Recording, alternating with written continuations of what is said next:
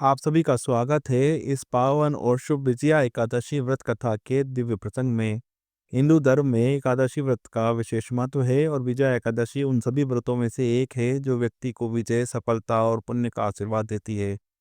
कहा जाता है कि स्वयं भगवान श्री राम ने इस व्रत को किया था, जिससे उन्हें लंका पर विजय प्राप्त करने का आशीर्वाद मिला। इस व्रत का पालन करने से न केवल सभी पापों का नाश होता है, बल्कि जीवन में आने वाली बाधाएं भी दूर हो जाती हैं। आज की इस कथा में हम जानेंगे विजया एकादशी की पौराणिक कथा, इस व्रत की महिमा और विधि, और कैसे इसे करने से हमें अपार पुण्य की प्राप्ति होती है। तो आइए इस शुभ व्रत कथा को श्रवण करें और प्रभु श्री हरि का आशीर्वाद प्राप्त करें। हरे कृष्णा, हरे राम। फाल्गुन मास के कृष्ण पक्ष की एकादशी का नाम विजया एकादशी है। इसके व्रत के प्रभाव से मनुष्य को विजय प्राप्त होती है। यह सब व्रतों से उत्तम व्रत है। इस विजया एकादशी के महात्म्य को श्रवण व पठन से समस्त पाप नाश को प्राप्त हो जाते हैं। एक समय देवर्षि नारद जी ने जगत पिता ब्रह्मा जी से कहा, महाराज, आप मुझसे फाल्गुन मास के कृष्ण पक्ष की एकादशी विधान कहिए। ब्रह्मा जी कहने लगे कि हे नारद, विजया एकादशी का व्रत पुराने तथा नए पापों को नाश करने वाला है। इस विजया एकादशी की विधि मैंने आज तक किसी से भी नहीं कही। यह समस्त मनुष्यों को विजय प्रदान करती है। त्रेता युग में मर्यादा पुरुषोत्तम श्री रामचंद्र जी को जब 14 वर्ष का वनवास हो गया, तब वे श्री लक्ष्मण तथा सीता जी सहित पंचवटी में निवास करने लगे।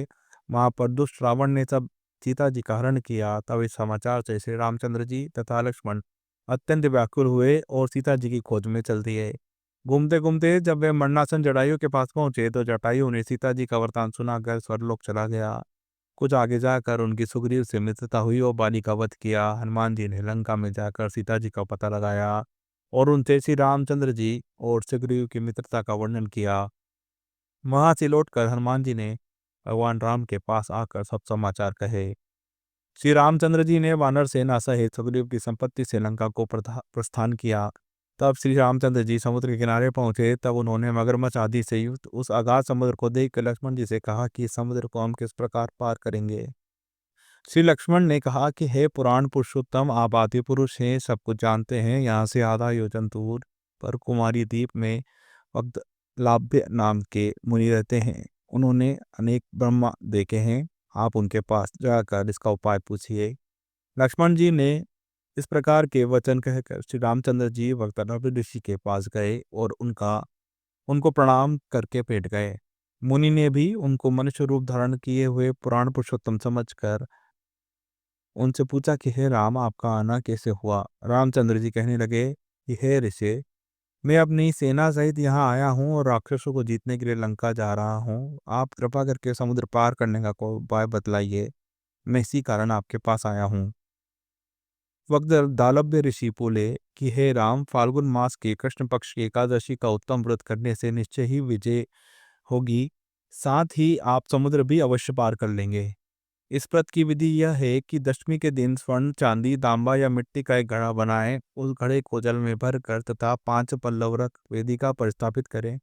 उस घड़े के नीचे सतनजा और ऊपर जो रखें, उस पर श्री नारायण भगवान की स्वर्ण की मूर्ति स्थापित करें। एकादशी के दिन स्नान आदि से निवृत्त होकर धूप, दीप, नैवेद्य, नारियल आदि से भगवान की पूजा करें।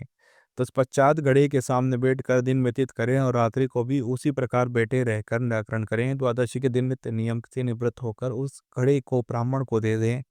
हे राम, यदि तुम इस व्रत को सेनापतियों सहित करोगे तो तुम्हारी विजय अवश्य होगी। श्री रामचंद्र जी ने ऋषि के कथा अनुसार इस व्रत को किया। उसके प्रभाव से दैत्यों पर विजय पाई। अतः हे राजन, जो कोई मनुष्य विधि पूर्वक इस व्रत को करेगा, दोनों लोकों में उसकी अवश्य विजय होगी। श्री भगवान जी ने नारद जी से कहा था कि हे पुत्र, जो कोई इस व्रत के महात्म्य को पढ़ता या सुनता है, उसको वाजपेयी यज्ञ का फल प्राप्त होता है। जय श्री कृष्णा।